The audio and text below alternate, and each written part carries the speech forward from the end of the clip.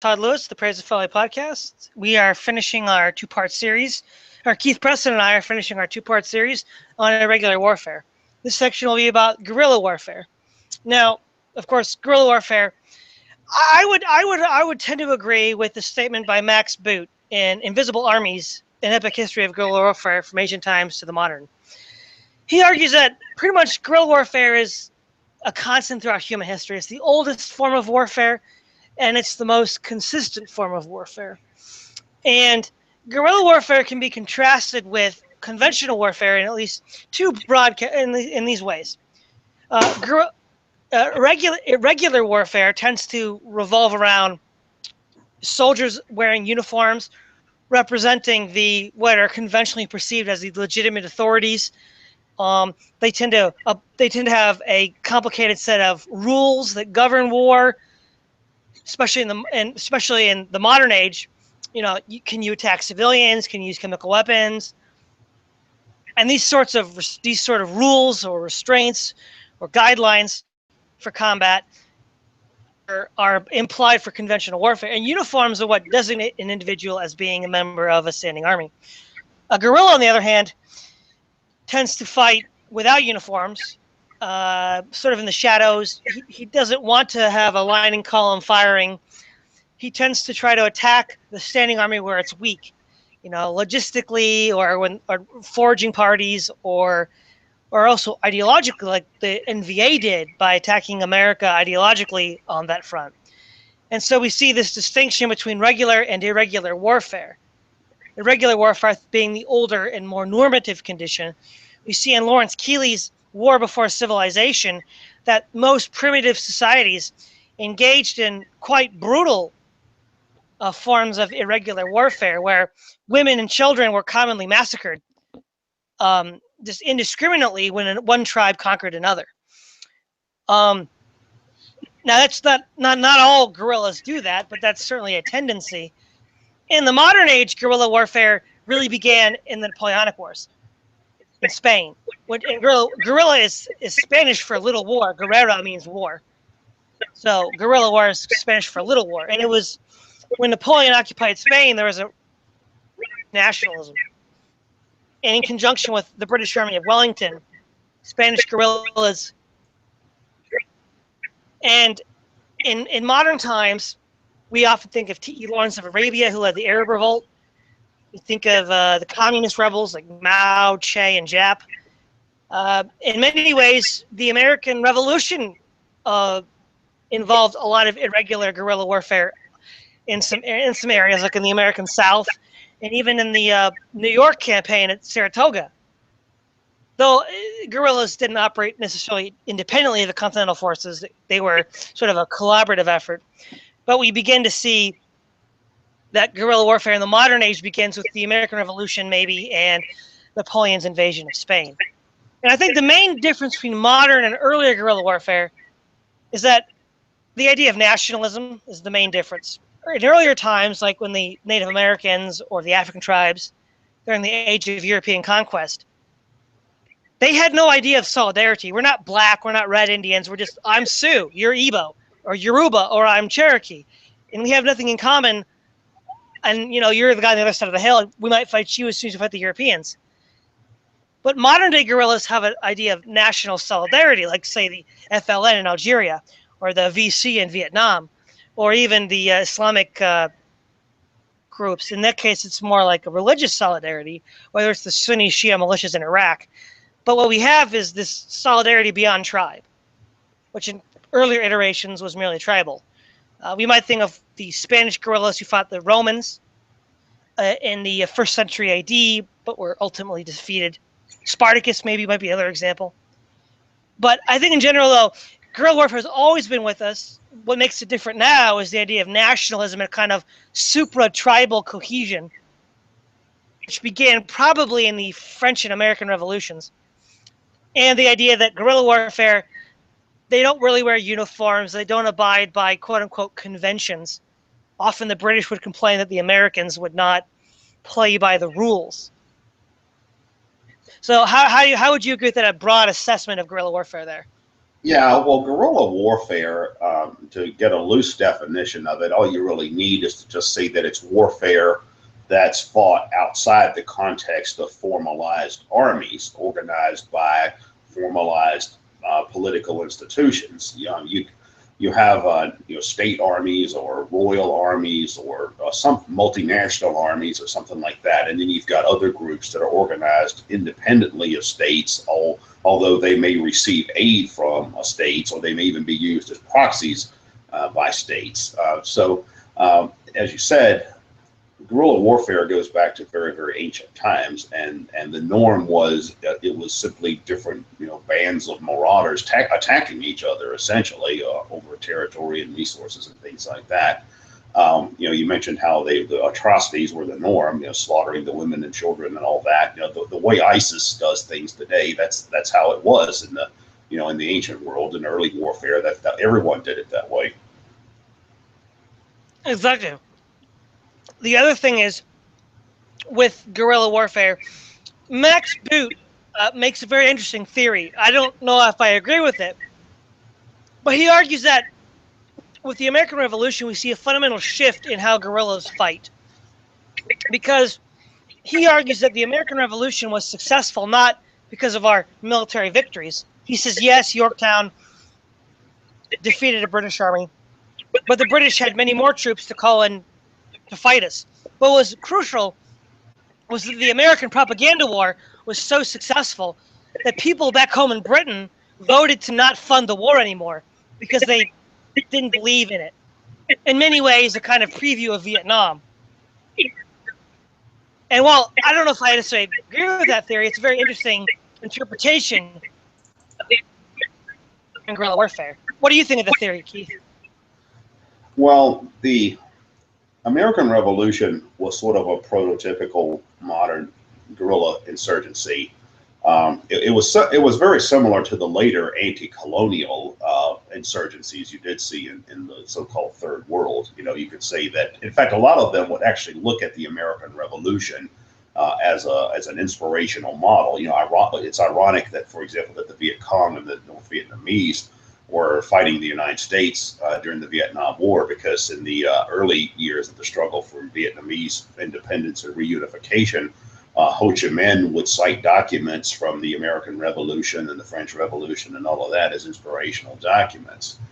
The American Revolution did differ from European warfare as it was at the time, because they didn't use this kind of line and column formation nearly as much. They did fight using more guerrilla style tactics. They didn't have the mass armies out on the field as much as they fought, from behind trees and things like that. In fact, a lot of those tactics they had learned from fighting Indians. They had spent quite a bit of time, the American colonists had spent quite a bit of time fighting the Native American people prior to the Revolution, and they no doubt picked up a lot of tactics from them as well.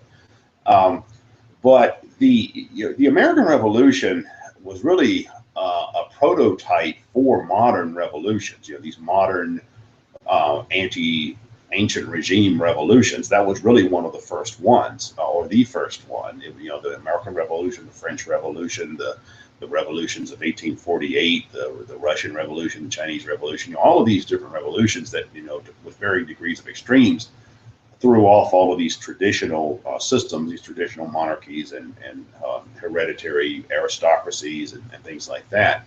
The American Revolution was really one of the first of those, and the methodology was similar as well. The methodology was a guerrilla insurgency, popular militias, things of that nature, hit and run tactics. Not fielding a traditional army per se. You mentioned how the war was actually unpopular in Britain, and it was. The American Revolution, the British war effort in America to suppress the colonists' independence attempt was not popular. For example, even Edmund Burke, who today is considered Mr. Conservative, but he was actually in favor of the granting the colonies their independence. So it was an unpopular war, and it's interesting to compare it with what happened with the war in Vietnam later. That a big part of the issue was that the the war was unpopular in Britain, and Britain just didn't have this will to keep the war going. Exactly.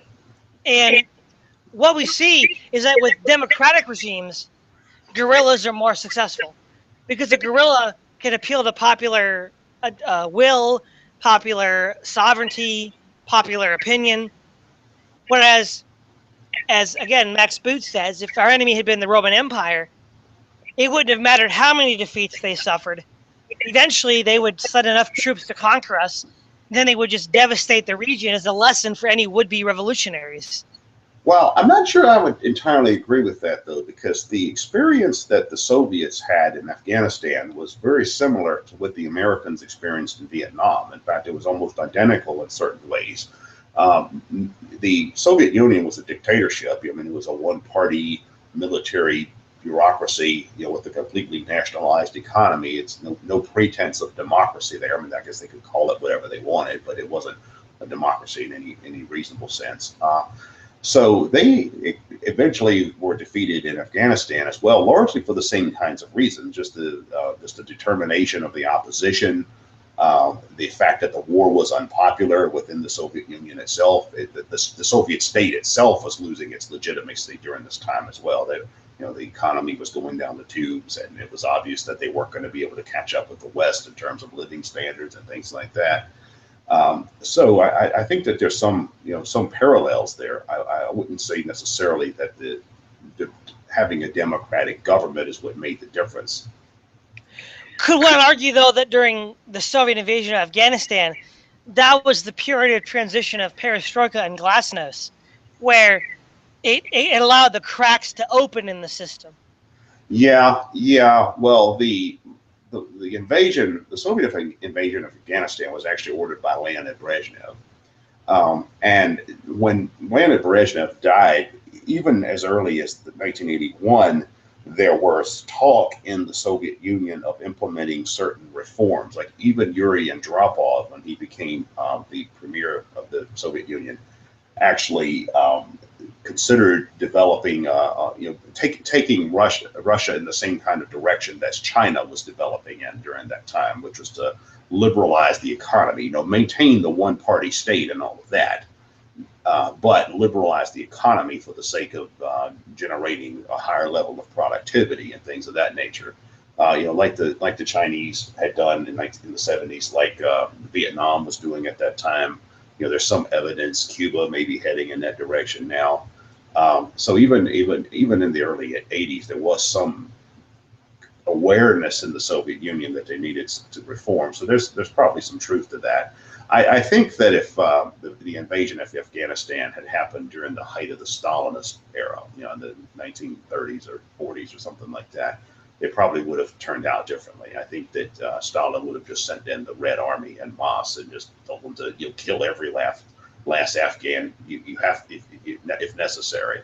It's because that's largely what they did in Eastern Europe.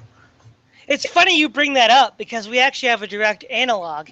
In Central Asia, in the 1920s and 30s, there was a rebel movement called the Basmaki, which were a group of Islamic and Turkish nationalists. In fact, the young Turk Enver Pasha died fighting the Soviets. And that is exactly the policy Stalin used to destroy that movement. And by 1934, it was completely annihilated. And they were kind of precursors to the Mujahideen. They were these Islamic revolutionaries fighting for their independence.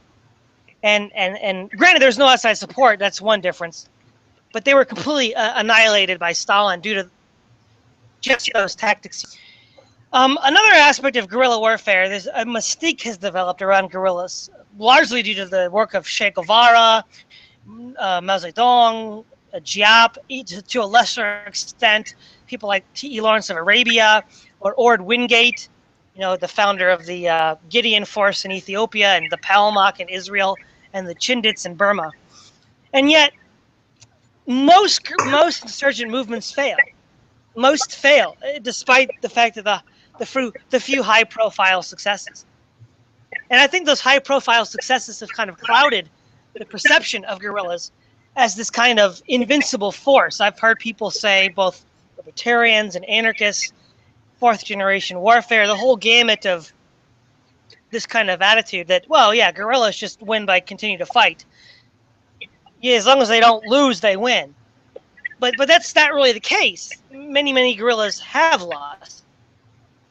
For instance, the Native American tribes and the African tribes during the American and European conquests were essentially guerrilla fighters, and they all lost, with few exceptions. I mean, the Maori in New Zealand and the Seminoles in Florida, they were generally crushed. And it's only with the modern adoption of nationalism that the guerrilla movements have been more successful. Well, yeah. When we look at guerrilla warfare in Latin America, as it was practiced in the late 20th century, say from the end of World War II up till now, every one of those countries, virtually every country in Central and South America and the Caribbean, and excluding the Bahamas and places like that, but every country of any size in any of those regions experienced a guerrilla insurgency, and often fairly large ones and significant ones. And yet the only ones that were ever significant as far as actually being able to overthrow an existing government were Cuba in 1959 and Nicaragua in 1979. Other than that, every other guerrilla insurgency anywhere in Latin America failed largely, or at best they fought to a standstill. In the last podcast I mentioned the FARC in Colombia. I mean, that war has been going on since the mid '60s. It seems to be winding down a little bit now.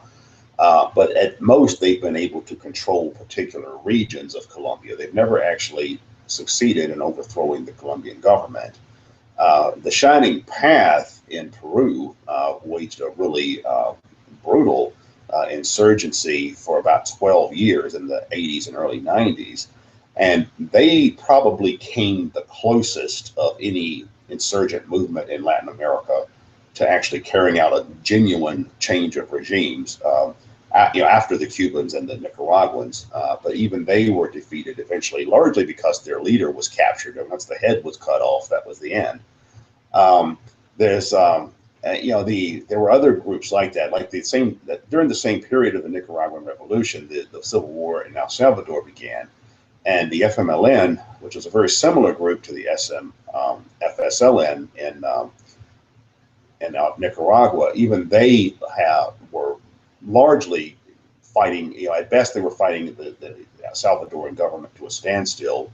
And once the United States ended its intervention there, the government was more or less forced to concede certain things, and they eventually, signed the peace accords and made a transition to a kind of at least a semi-formal democracy.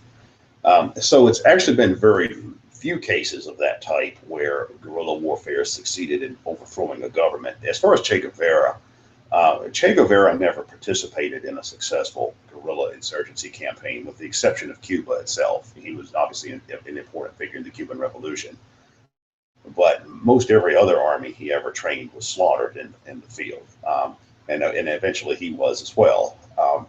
Now Mao is a little bit different. Mao obviously was quite successful in the sense of overthrowing the government of the most powerful, or not the most powerful, of the most populated nation on earth. But it was also true that he was facing an extremely weak state. He was facing an extremely weak state that had been, leveled largely through the Japanese invasion just a short time earlier. And it was during the course of that war, during the resistance to the Japanese invasion, that Mao's army became as large as it was. So there was a fairly unique set of circumstances there. The same thing was true with Kim Il-sung in North Korea. I mean, he largely achieved the success he did by having led and organized the anti-Japanese resistance during World War II, and that gave him a certain legitimacy and credibility and things of that nature that he probably would have otherwise had. And once the occupational regime there was removed, that pretty much gave him a free hand. So it's true that these guerrilla insurgencies really haven't been as successful as many people make them out to be. Another example that's often used is the Afghans, the Mujahideen, and they were receiving massive amounts of support from outsiders, from Pakistan, from Saudi Arabia, from the Gulf states, from the United States, from other places. The Viet Cong were simply a proxy for the North Vietnamese. The North Vietnamese were a state, and they were backed by the Soviet Union. As far as examples of actual guerrilla armies successfully fending off or warding off a state in and of themselves, there actually aren't that many examples of that. A successful guerrilla army usually has a combination of good luck, fighting against a weak state, and getting aid from elsewhere, getting assistance from other places. Yeah, that's usually the case. As related to this idea of the invincible guerrilla, there's a libertarian who teaches history by the name of the acronym of CJ. He runs a blog called the Dangerous History Podcast, and he had a multi-part series on guerrilla warfare where he interviewed Bill Buppert. And if I'm not mistaken, in like the first or second episode, he asked, Bill Buppert said, the United States has not won any counterinsurgencies in the 20th century. And I just kind of laughed because I'm like, the Greek Civil War, we won, and we won the Hook counterinsurgency in the Philippines. There was a communist revolution in the Philippines. And then, of course, while not American, the British won the Malay counterinsurgency. So there are examples in the 20th century of successful, and not only that, all the communist insurgencies in Europe, Western Europe, like the Red Front or the Red Faction, whatever it was called in Germany, and the Baader-Meinhof gang. All of these Marxist insurgent movements in Western Europe failed, as well as in the Philippines, Greece, and Malaya. So there are 20th century examples of successful counterinsurgencies. And in the 21st century, we have Putin in Chechnya. We have, to some extent, Israel and Lebanon. The only limitation they have is that whenever they try to conquer Lebanon, the U.S. says go home or we'll pull funding. And so they have to go home. But that's to the U.S. meddling, not their own ability to solve the problem of insurgency in Lebanon. So it's kind of a oversimplified view and erroneous view that a lot of these pro-guerrilla advocates have. Yes. Well, as far as the situation in Lebanon and Israel, it's true that Israel's invasions of Lebanon have been repelled by Hezbollah on a couple of different occasions. But as we talked about in the past podcast, Hezbollah is not an autonomous entity. Hezbollah is heavily funded by the Iranians and Syrians. So when Israel invades South Lebanon and they're repelled by Hezbollah, they're really fighting the Iranians and the Syrians. So it's really a conflict between states.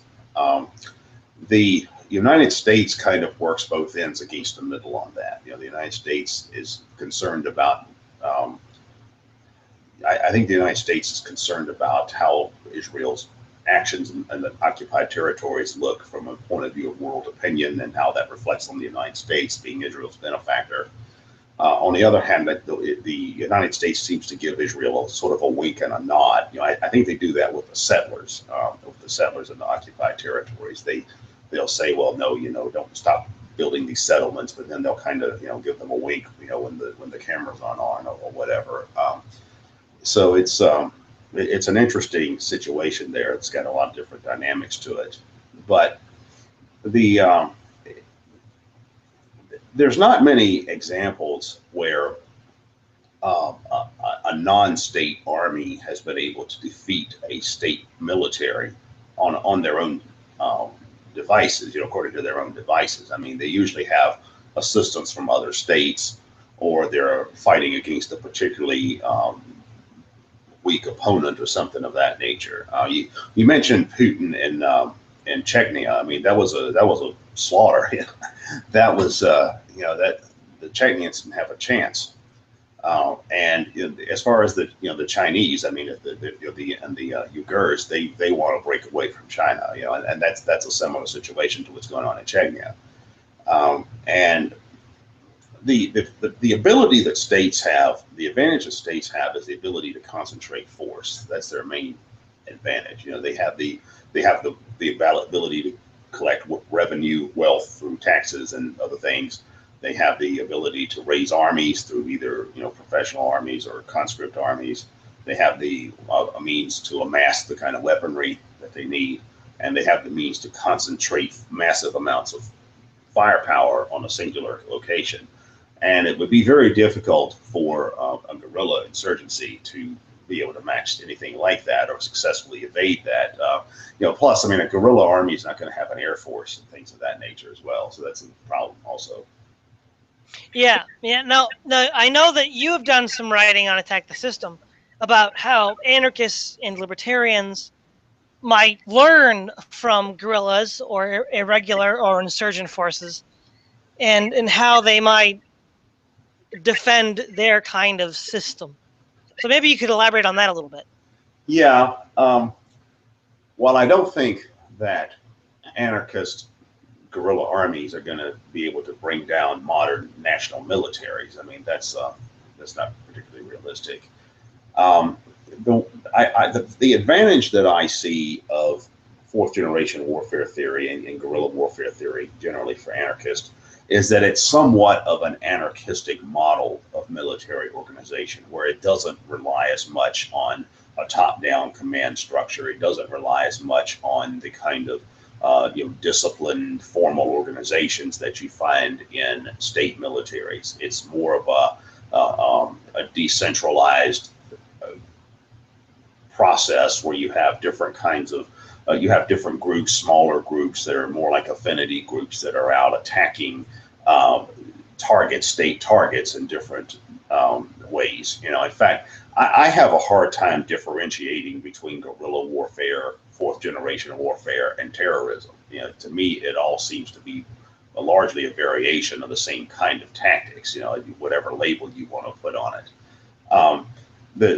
One of the issues that anarchists and libertarians always run into is the question of, in a libertarian society, a stateless society, an anarchistic society, how do you deter external invaders, or how do you keep someone somewhere from, forming a state, a gang, or whatever?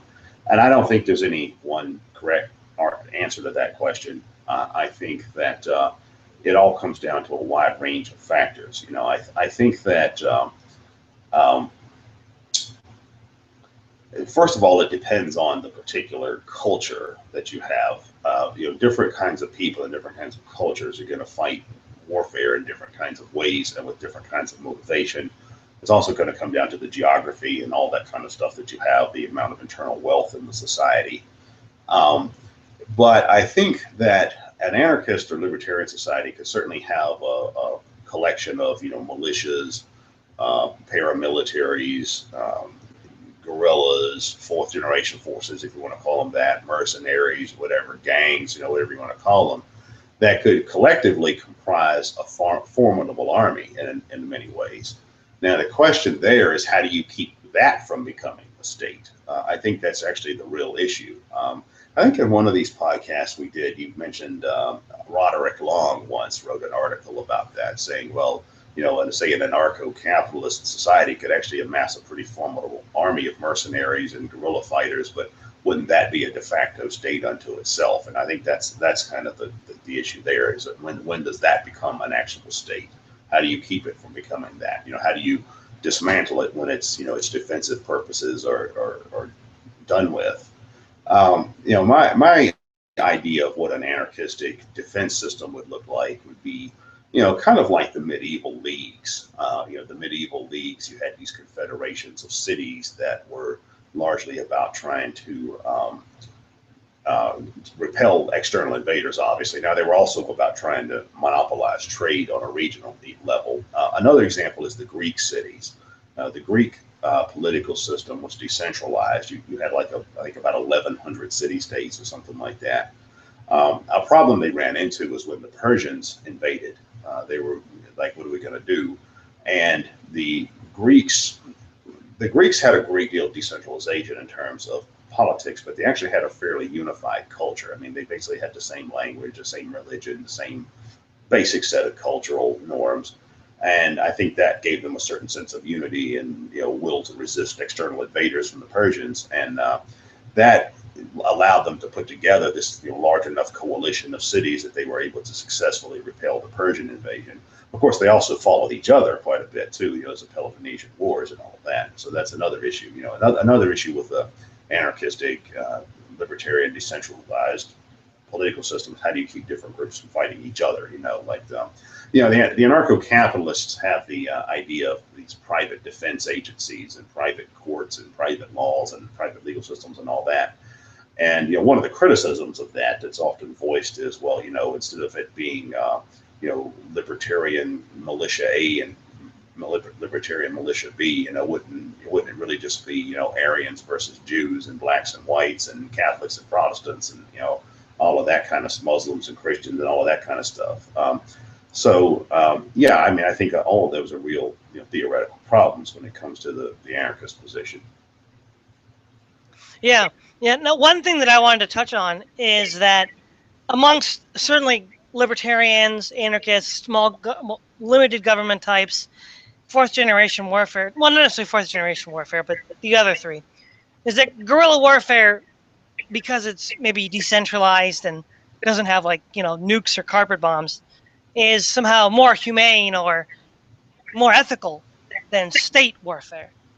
Now, I mean, being a pacifist, I wouldn't say warfare is ethical at all. But if we're going to gauge the morality of ways of fighting war, I would have to say that guerrilla warfare is actually one of the most immoral forms of warfare.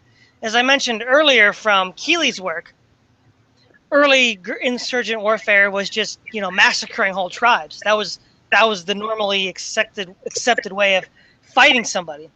In the modern age, the guerrilla doesn't wear a uniform on purpose. Whether it's a Viet Cong guerrilla or a Iraqi insurgent, they want to hide in the civilian population. The entire purpose of that is so that the occupying force will then inadvertently kill civilian individuals to try to find the insurgents. Like they'll hide in a civilian population, fire some rockets or sniper shots off, and then when the conventional force retaliates, they'll kill civilians. And by killing those civilians, they inflame the population against the occupying force insurgency. And not only that, they'll engage in acts of terrorism themselves, whether it's car bombs by ISIS or Al Qaeda, or the terrorist activity by the Viet Cong. And so it's kind of a two-way terrorism, grassroots terrorism, or even like Mugabe's group in Zimbabwe during the war with Rhodesia. They would engage in terrorism against the local population, but also not wear uniforms to encourage the occupying forces to kill civilians. Whereas beginning with Christendom and culminating in the Geneva Convention, warfare, regular warfare, state warfare, said there's rules. Don't kill women and children. Don't use chemical weapons. POWs are to be treated just like your own soldiers. These kinds of rules and regulations don't develop in low-intensity conflicts. They only really develop, if at all, in state-to-state conflicts. Now, that's not to say that all state conflicts abide by those rules. World War II certainly didn't. Vietnam didn't.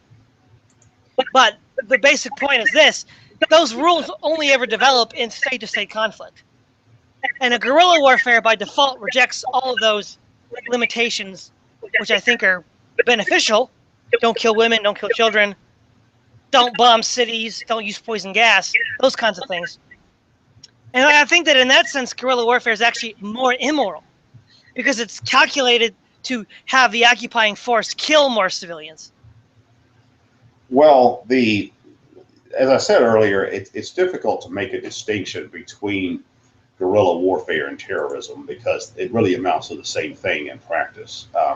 What guerrilla warfare movements usually start off as terrorist groups. I mean, the way a guerrilla warfare movement develops is that you have a terrorist group that's actually successful. You know, they actually gain a following and carry out lots of dramatic actions, and that provokes a reaction by the state, and then the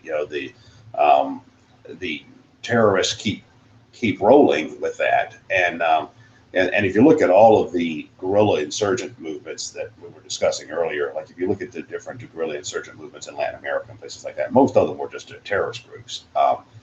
And that's, you know, the way terrorist groups work. The main strategy they use is that they're trying to do a number of things. Sometimes they're trying to call attention to their particular cause or struggle. Sometimes they're trying to provoke repression at the hands of the state in order to turn people against the state. You know, it's like you were saying, that they'll do something that will cause the state to come in and kill a bunch of civilians, and then that delegitimizes the state. So ultimately, the terrorists have won as far as, you know, that particular round. Because, as you were saying, because guerrillas are not able to concentrate force, they have to use hit and run tactics. That means, by definition, you hide away and engage in ambushing. Even there have been guerrilla warfare groups that have engaged in that kind of action in the United States. Like back in the late '60s, early '70s, we had a number of black militant groups, the Black Panthers, and then some of their even more extreme offshoots, like the Black Liberation Army and that kind of stuff. And that's the kind of methods they would use. They would ambush police cars on the street and kill a couple of cops and run off. You know, that was the kind of things that they did, and that's normal in that kind of warfare. I mean, that kind of, you know, armed insurgent warfare. That's how they do it. You know, in El Salvador, the FMLN, which was an armed insurgent group, they would carry out dramatic assassinations. Like they would carry out waves of assassinations of low-level officials, like mayors of cities and territories that were loyal to the government and things of that nature. So yeah, if you're practicing guerrilla warfare, you're essentially practicing terrorism. I mean, that's what you're going to be doing. And now it's possible to have a guerrilla force that is somewhat more restrained. There are some guerrilla armies that don't go out of their way to maximize the number of civilian casualties. Some do. Like there are some terrorist groups that try to kill as many people as they can within their actions. But one was the Shining Path. Like the Shining Path in Peru, they used to do that. In fact, one of the things that actually undermined them eventually is because they developed a reputation for themselves as simply being dispassionate murderers. I mean, they would kill civilians, they would kill rival leftist groups, they would kill peasants, they would kill trade union leaders, not just government targets. And that was the image they cultivated for themselves, and that actually undermined their legitimacy as being, the voice of the people and all the things they claim to be. The one example of what you're talking about, of a kind of guerrilla force that played honestly, was Leto Vorbeck in World War I. He led the German army in East Africa during World War I, and partly due to the just far reaches of the hinterland of Africa, where it's not heavily populated, it was really hard for him to hide amongst the civilian population. So he didn't really do that. He just sort of was very hard to catch. He just was very quick, did hit and run attacks, and he would blend back into the woods again. Another example would be the Finns during the Winter War in 1939-1940. They would dress in their winter camo and attack the Russians and then disappear back into the snow. Now, in neither of those cases were they trying to hide behind civilians and get them killed, but they're more the exception, I think, than the rule. Yeah, well, if you want to develop a humane model of warfare, if it's possible to do that, the Swiss, the traditional Swiss defense and foreign policy is fairly spot on in that regard, in the sense that the Swiss system is based on the idea of a civilian militia, and the Swiss are neutral. They don't interfere in the affairs of other states, at least nothing like many other nations do. And their traditional foreign policy is neutrality in wars between other nations, but defense of their own sovereignty. And they have a popular militia that's put together for that purpose, and everyone's trained for that purpose. And there's a story. It's probably apocryphal. I doubt this is true, but there's a story about how during World War II, one of the Nazi commanders told the Swiss defense minister, what are you going to do if we invade Switzerland? Our army is bigger than your whole population, or twice the size of your whole population. And the Swiss defense minister said, well, we'll shoot twice and go home. And I think something like that is probably the closest you're going to get to a libertarian or humanitarian army or defense force or guerrilla force, anything of that nature.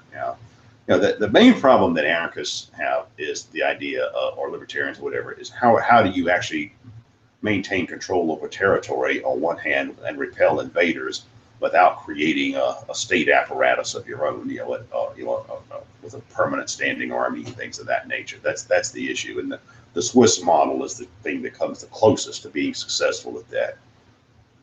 Yeah. I would say that, oddly enough, now this might rub a libertarian or a anarchist the wrong way. Up until World War I, the trajectory of state warfare was to become more humane. From, say, the 30 Years' War, which was wretched and horrible, up until right before World War I, the trajectory was to constrain the targets, limit it to combatants only. Neutrals had rights, civilians had rights. And it's kind of, I think, maybe interesting from an anarchist and libertarian perspective that it was the state, not non-state actors, that were pushing for these kinds of humane rules. Yeah, well, one thing about that situation, though, was you had a situation where the people of that particular region had a lot of commonalities. I mean, I mentioned earlier that the Greeks, despite their decentralized politics, had a lot of commonalities in terms of culture and religion and all of that. And so did the Europeans. I mean, the Europeans during that time period, they had the same basic, European cultural identity. They had the same Christian religious orientation. They had Protestants and Catholics, and that could get pretty nasty. But they, it wasn't like the wars between Nazis and communists. Where you have two polarized opposites. They're going to fight to the death no matter what. You also had. I think that the decentralized nature of the Middle Ages contributed to this in such a way, in that it created this idea that there should be zones of autonomy, where that citizens do have rights and things like that the sovereign can't abrogate for any reason at all. I also think some of those trends that you were referring to were a backlash against what war had been in Europe prior to that. I think they kind of looked at the 30 Years' War and said, do we want to do that again? Of course, eventually they did in the 20th century. But I think that for a long time, that the memory of that had a restraining force. Well, yeah, I mean, I certainly would see elements of correctness in a lot of the points you made. I guess the point that I was just getting at is we don't really see a corollary in irregular warfare. Whereas even in the United States, whether it's the American Revolution or the bushwhackers of the American Civil War, these kinds of rules were gradually eroded, and part of the eroding process was these kinds of irregular activities. They helped fuel the erosion of these principles. And it's funny, you see something similar in China, the Zhao dynasty. During the Zhou dynasty, warfare was very circumscribed, very limited. The nobles would line up in their chariots and fight it out, and most people would just watch. It wasn't until the Warring States period, 200 years, hundreds of years later, where you have these massive armies of conscripts and total warfare. So I mean, there is precedent outside of Europe for these kinds of rules to happen too. So just for what that's worth. But with insurgency warfare, when we see it today, we tend to think that right now the state reigns supreme, and which it does. I won't deny that. But in the Middle Ages, what we would call non-state actors reigned supreme, whether they were Vikings or Mongols or Turks or Huns. these non-state actors would terrorize the known world. And I think if an anarchist were to go back in time and say the year 1000 or the year 1200 and say the state was the greatest threat, they'd be laughed at. They'd say, no, the threat, yeah, the state's kind of a pain in the neck, but, would you rather have Turks or Huns or Vikings coming over the hills and destroying everything? And I think with the rise of technology, not just portable atomic weapons, which are scary enough, but even just portable rocket launchers and machine guns, individual soldiers have killing capacities previously imagined by standing armies. And we might begin to see a pendulum swing in favor again of these decentralized insurgent forces with the advent of technology, much like in the Middle Ages, how the Turks and the Huns dominated warfare. Yeah, I think that could be the case. I mean, something like ISIS certainly seems to be that. And if movements of that type were to proliferate, I think that would be the case. I don't necessarily think that's going to happen, but that could certainly be a problem. I think that, well, what's interesting, if you look at the different political actors and military actors in the Middle East, it's the one that's comes close to being a non-state actor that's the worst. It's ISIS that's probably the worst force there, along with Al Qaeda and the Al Nusra Front and some of these other groups. Whereas, if anything, it's the actual nations there. It's Syria and Iran and the others that are kind of holding the stuff back a bit.